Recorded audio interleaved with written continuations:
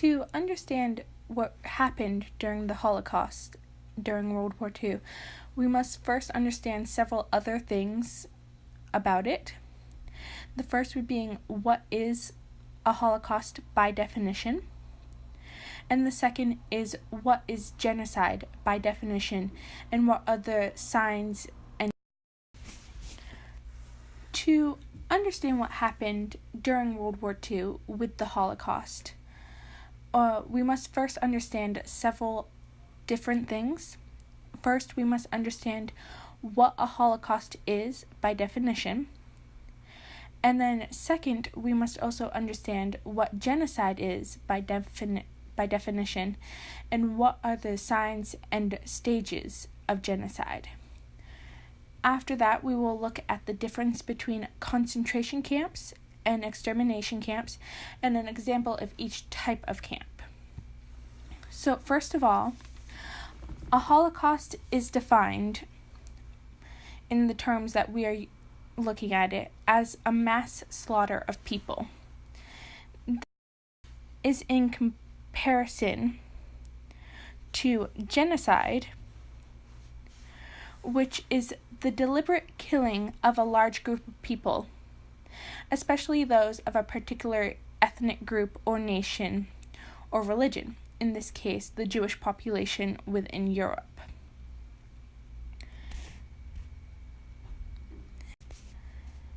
And there are 8 stages of genocide.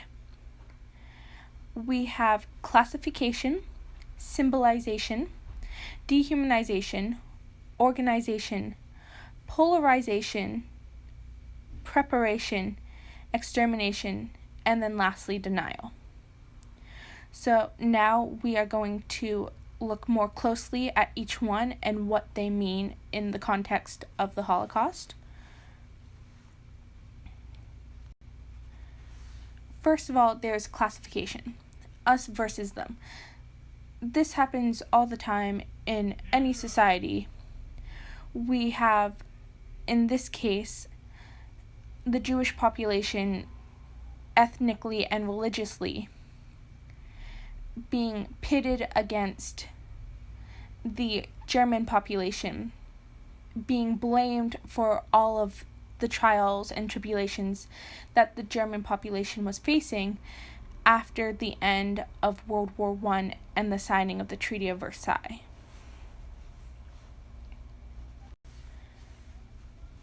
Stage 2 is symbolization, which includes things such as using names to define people. In this case, calling individuals a Jew based on their religion and their ethnicity.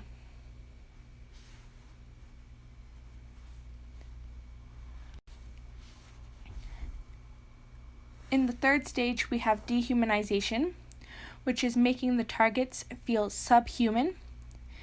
In many instances, you can find more proof of this within the concentration camps and the extermination camps. The prisoners there have their names stripped away, they're given a number, and that is their new identity. Their clothes are taken away from them, and they are all forced to look similar. You have them looking malnourished, shaved heads, removing any personal identity that person has.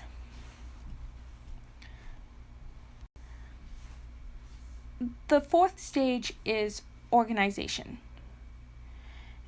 And you will see here that I have provided the example of group crimes. Kristallnacht is an example of this. It is a group crime against an entire grouping of people for something that happened in another country against German officers. They are being blamed for this and targeted. And such group crimes are easy to spot. Next, we have polarization. This means that there are laws against the targeted group having certain things, working in certain professions. There's no intermarriage allowed it is driving these two groups apart by extremism. Throughout World War II and the uprising of the Nazi Party, Hitler gaining power, we have many examples of this. It started with curfews for the Jewish population, laws against them having radios, laws against them having bikes, jobs being removed, schools, no colleges, no college educators could be Jewish, all these different aspects of it against this singular group.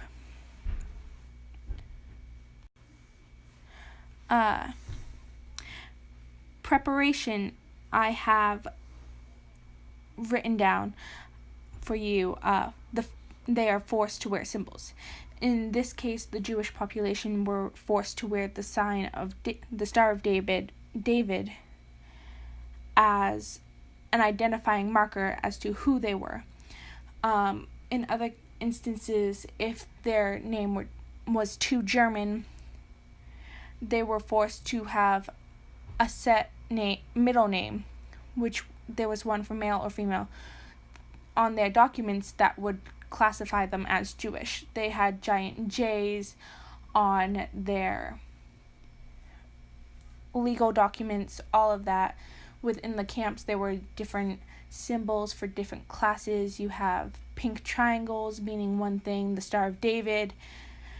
There is also segregation, which happens with the ghettos, certain places where they can live, the concentration camps, clustering these individuals together and only allowing them to be with individuals that are classed as them.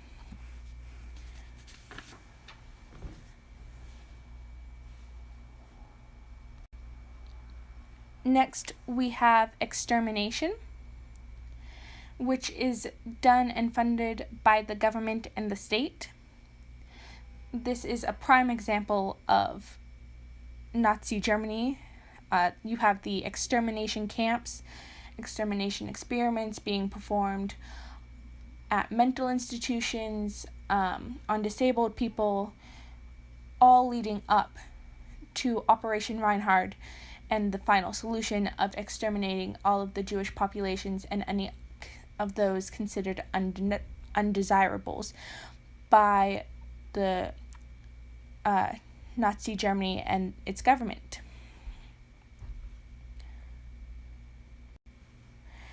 The final stage and the biggest is denial. This happens before, during, and after the entire genocide event, with or without the evidence of its happenings. You have Holocaust deniers to this day. Many believe it was not as terrible as it's being made out to be. And you have people believing simply that it was just something done for attention or being made up for various reasons. Now, before I get talking about the different camps,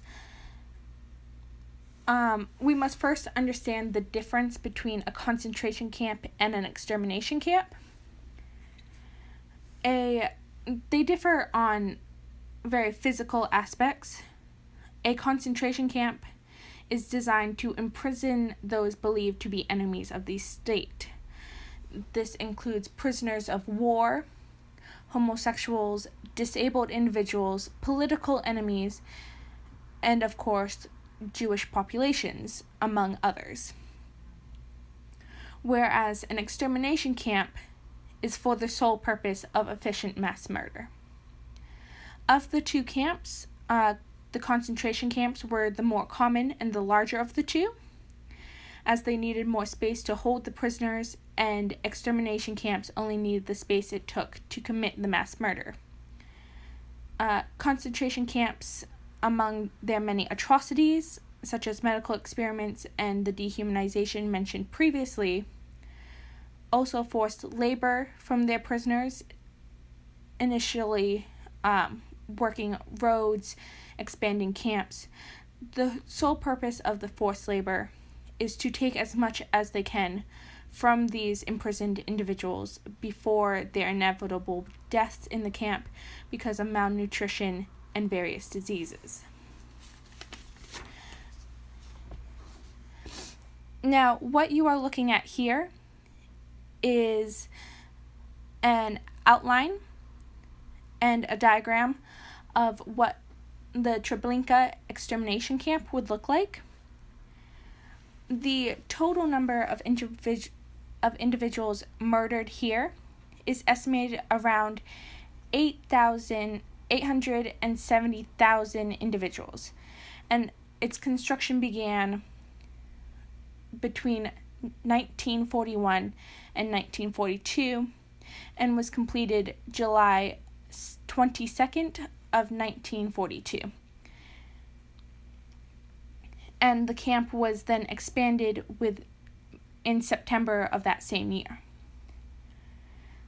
The camp, as you can see, is only big enough to house some staff and perform the task of exterminating the population. The sole purpose of this camp was extermination.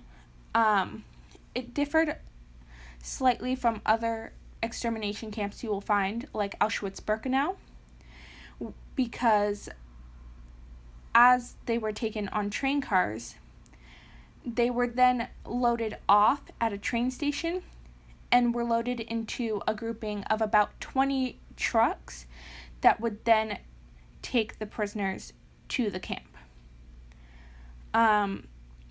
From there, the prisoners went immediately to the gas chambers. There was no tattooing of the individuals and no labor.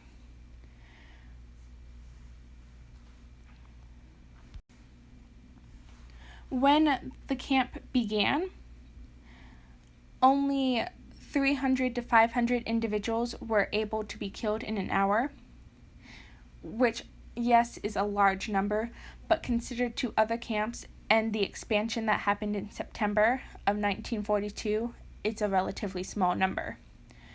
Now, with the expansion that took place in September of 1942, 1,000 to 2,000 individuals could be killed an hour.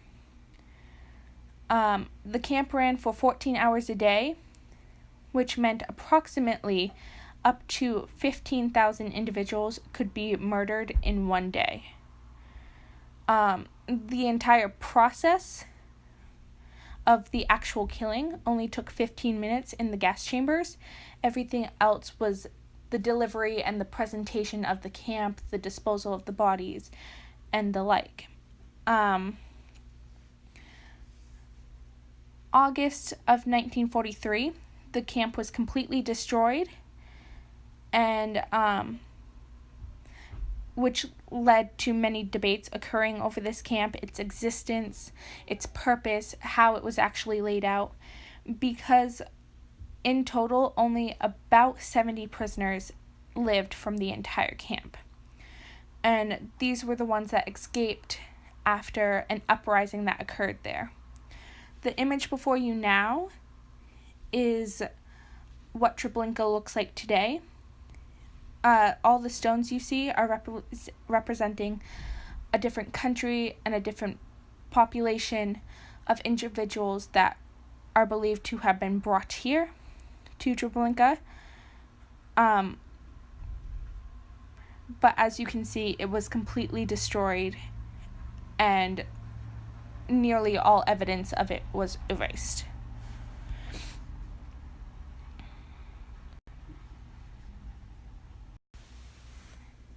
Now, this is Dachau camp. It was one of, if not the first concentration camp that opened within German borders. Like many other concentration camps, it began with housing political prisoners, and the population of the camp was expanded from there. It was established in March of 1933 and was closed in 1945. So it was open the entire time of World War II and the Nazi Party's power within Germany. It is reported that the reported number is only 31,951 individuals out of the entire operation, out of a total of 206,206 prisoners. Now, these may be the reported numbers. It is not said whether or not these numbers are actually correct. Because of the rigorous routine that Dachau had, it became a training center for SS guards of other concentration camps, and it also became a model for all other Nazi concentration camps.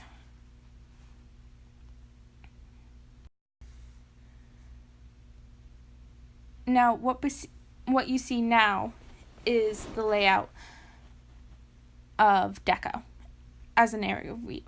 You can see that it is much larger and has far more happening within it than Treblinka. Within Dachau, there was forced labor, which included things like building roads, expanding the camp, draining marshes, working in gravel pits and quarries, creating munitions for the war, and also being hired out to work for other private firms. Dachau is also known for some of the medical experiments that happened there. Some of the more well-known ones are decompression and high altitude experiments, which forced individuals imprisoned there to experience loss of oxygen. There were freezing experiments to see how long and how quickly help needed to arrive if an individual was in freezing waters. These two were done on prisoners to help the war effort, as it was claimed, so to help members of the Nazi Party and to help members of the German army. There were also malaria experimentation, tuberculosis experiments done, seeing how quickly the diseases spread, how to cure them, all that, all in the name of helping German citizens, as well as trying to make seawater drinkable. Now, these are only some of the more well-known ones, but there are others that occurred within the camp. So after going through all of this, I would now like to propose a scenario to you, and it is called a recipe for genocide. Genocide usually occurs in a multi-ethnic state or country that has political and ethnical divisions, where there are competing religious groups, more often than not Christian versus Muslims. There is a history of intercommunal violence and repeated hate speech, a previously expressed and an intent to harm a minority population, with economic administrations and discriminatory policies. Now, I want you to take a second and think about what country or region do you think this is or where it could happen. The truth is this can happen in many countries, even within America. And with genocide, it is not a matter of if it is going to happen, but when is it going to happen.